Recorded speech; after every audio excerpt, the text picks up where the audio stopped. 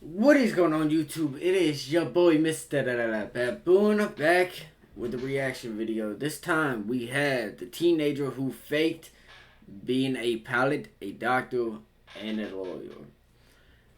I've never heard anything about this. This is my first time hearing about this. This was uploaded 3 years ago by Simple History. I will have the link for the video and the link for the channel down below in the description if you guys want to watch it. So, with that being said, like, comment, subscribe, turn on post notifications if you guys are new. Share the video if you guys think someone will enjoy. Comment down below. Like the video. Turn on post notifications if you guys are new. I think that is all I gotta say. Is that all I gotta say? I mean, it sounds about right. Yeah. So, we're gonna get started. You know what I'm saying? Little 10-minute video. Gonna be a nice little reaction. Yes. Let's go and get into it, shall we? I love the animation. That's simple. Frank William Abagnale Jr. We're gonna like it. The teen. I do want to say, really fast. I love the animation he does for it. I mean, you can tell it's some good work he does. Props. You know what I'm saying? Props to you and your team if you got one. Props to you if you're doing it independent. Just props to you. It's amazing. Teenager who faked being a pilot, a doctor, and a lawyer. The Pan Am pilot casually strode through the Miami International Airport, young, confident, and immaculately dressed in his company uniform that was topped off with a cool pair of sunglasses. He looked every inch a professional, the type of man you would trust to get you safely from A to B in the new breed of sonic airliners that was starting to dominate the skies of America back in the 1960s. And to be one of the elite members of this exclusive group of commercial airline pilots, you had to have a college degree and undertake years of vigorous training before qualifying as a certified and fully licensed pilot. It is true that this dashing pilot had a Federal Aviation Administration's pilot license and could rightfully claim to have flown 1 million miles on more than 250 flights to 26 different countries in the last couple of years or so. But the truth of the matter was, he was a youngster barely out of his teens who was a high school dropout and never trained to be a pilot. He had forged his pilot's license, and though he had indeed flown extensively, it was as a passenger using his pilot's persona to get free flights and hotel accommodation. So who was this man that was convincingly and effortlessly posing as an experienced and qualified airline pilot? Well, his name was Frank William Abagnale Jr. He was born in the Bronx and raised in Bronxville, New York by a French mother and a local businessman. The marriage was a troubled one, and his parents divorced when he was quite young, having a profound effect on young Frank. So he ended up dropping out of school and left home, eventually losing touch completely with both his father and mother. Frank, now 16 years old, was having to support himself. At first, he started to write bad checks on his own personal account in order to survive. They would later bounce as he did not have sufficient funds to honor them, and then the bank would chase after him. During this time, paper checks dominated how people got paid and withdrew money. Frank saw this clumsy and vulnerable system as being too good to not exploit. So Frank got more ambitious and opened numerous bank accounts in different names at different banks all over the place. This proved highly successful, and Frank became more daring, so he carried out his first impersonation. He simply put up a sign one evening at a bank's drop box that said, "Out of service. Place deposits with security guard on duty." Bro, ain't no way. He then stood there in a fake security guard uniform at a costume shop. Bro, he really just... Bro. Yo, that's... I mean, hey, he definitely has a high IQ. I give him that. Astonishingly, enough people dropped off their cash deposits with him. Though Frank was now embarking on a life of crime, he did not see himself as a fraudster or imposter, but more of a creative opportunist playing a game to see if he could beat the system. Nevertheless, deep down inside, he knew he was ultimately going to lose. So Frank became committed to enjoying himself while it lasted. Frank's most famous persona came about almost by accident.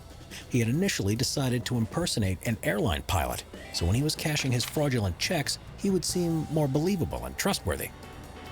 He had obtained a real uniform off Pan Am by using a fake employee ID number and was only 16 years old when he started to do this. With his naturally graying hair and air of confidence, he seemed much older and mature for his age than other teenagers. He would bill food and accommodation to Pan Am, and though he kept up his persona for the next 2 years, he never actually flew a plane, instead traveling the world as a free-of-charge courtesy passenger, or deadheading, cashing his fraudulent checks wherever he went. Frank then became a teaching assistant under the name of Frank Adams in the sociology department at Brigham Young, a research university located in Provo, Utah. Despite having no qualifications, It's been a long day at work and the kids are young. Like, what? How did he, how did he get or knowledge of the subject, he worked there for an entire semester. Then he went back to carrying out his pilot persona, but was nearly arrested at New Orleans International Airport when his true identity was close to being discovered. He was taken aside from the plane and interviewed by an FBI agent who checked his fake ID and documents. Frank acted confident and annoyed that he was being held up. One of the officers interviewing him was even a pilot himself. Luckily for Frank, after 45 minutes, he was free to go, as several people vouched for him. He then decided to head to Georgia to lie low for a while. He moved into a rental complex, telling people he was a doctor. Then, as was so often the case with Frank, fate offered him an opportunity too good for him to pass up. He made friends with a doctor who lived in the same complex as himself, and so impressed the man that he ended up being offered the job of temporary supervisor of resident interns at the local hospital. Though Frank had absolutely no medical training, he was able to pull off this persona so well, as his position at the hospital was mainly an administrative one. The hospital board was so pleased with him in his role as a medical supervisor that almost after a year later, he was still employed there. However, during a night shift, he failed at first to realize the significance of a blue baby, not understanding that the nurse was telling him that an infant was seriously ill due to oxygen deprivation. He was so shaken up by the experience that he decided it was time to move on. The year was now 1967. And Frank, who was just 19, returned to his pilot persona, masquerading as a Pan Am first officer, Robert Black, when he got his chance through a friend to apply for a legal job at Louisiana State Attorney General's office.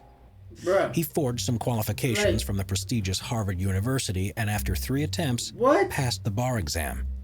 But after 8 months, he was forced to move on, when a colleague who had actually gone to Harvard became suspicious of Frank's lack of knowledge of the place, and started to ask far too many awkward questions that Frank could not answer convincingly enough. So Frank went back to what he seemed to do best, and that was being a fake pilot traveling the world cashing fake checks. His luck finally ran out in 1969 when a flight attendant recognized him and informed the police in Montpellier, southern France. He was found guilty of fraud by the French courts and ended up serving 6 months in the infamous 17th century Perpignan prison. This was a penal establishment designed purely for punishment and not for rehabilitation. It was a hellish place as he was kept in squalid conditions in a cold, dark, and tiny cell with barely enough room to stand up in. After that, he was extradited to Sweden to face charges of check fraud, where he was found guilty and sentenced to 6 months in jail. He was next due to be sent to Italy to face yet again charges of check fraud, but ended up instead being deported to America. But just after the aircraft had landed at John F. Kennedy Airport in New York, it's said that Frank managed to evade his security detail by escaping through the airliner's toilet and climbing down its landing gear as it was taxiing down the runway. To this day, authorities do not know how he did it, as there was a 100-pound water tank blocking that escape route. He was arrested a few days later by the Canadian Mounties at Montreal Airport, as he was about to board a plane for Brazil. While awaiting trial, it is said that Frank escaped the detention center when he was mistaken for an undercover prison inspector. Seizing the opportunity, he used his phone call to get his friend, Jean Sebring, to forge a business card given to her earlier by Sean O'Reilly, real name Joe Shea, who was the FBI agent in charge of Abagnale's case. She then added Abagnale's information to it, Once it arrived, he told the guards that he was an inspector sent by the FBI all along and that he had to get outside of the prison to talk to the FBI agent. Bro. Abagnale was allowed to leave the detention center and was picked up by Jean. Frank was intent on reaching Brazil, but he was caught by chance 2 weeks later by 2 NYPD detectives. Frank was eventually found guilty in the United States on numerous charges of fraud, forgery, and embezzlement. He was sentenced to 12 years in a federal penitentiary. He in fact only served 4 years in jail before being paroled in 1974 to work unpaid for the FBI as a consultant. Through this work, he met his future wife, who he credits with being the real turning point in his life to becoming an honest man and to contribute to society in a positive way. Frank is now in his 70s and has never turned back to crime. He is a leading world-renowned consultant on bank fraud and has been associated with the FBI for 43 years, teaching at the FBI Academy. His oldest son is an FBI agent. Bro. That's... So he... Yo. So he went from being a fake pilot to being a fake doctor to being a fake lawyer to get a job with the FBI, not getting paid, and then possibly, if I'm, like, I mean, let's you know what I mean, some logic here. He definitely ended up getting paid after doing so many years of work for the FBI. Eventually, he started getting paid. So, he went from being a scam artist, pretty much, to a FBI agent who teaches how he got by the system and teaches it on how not to. Like, that's just crazy. Like, that is amazing, though. Like, this was one of my favorite videos, hands down. This one right here was definitely one of my favorites. Fake being a pilot, fake being a doctor, and a lawyer, then gets a job with the FBI.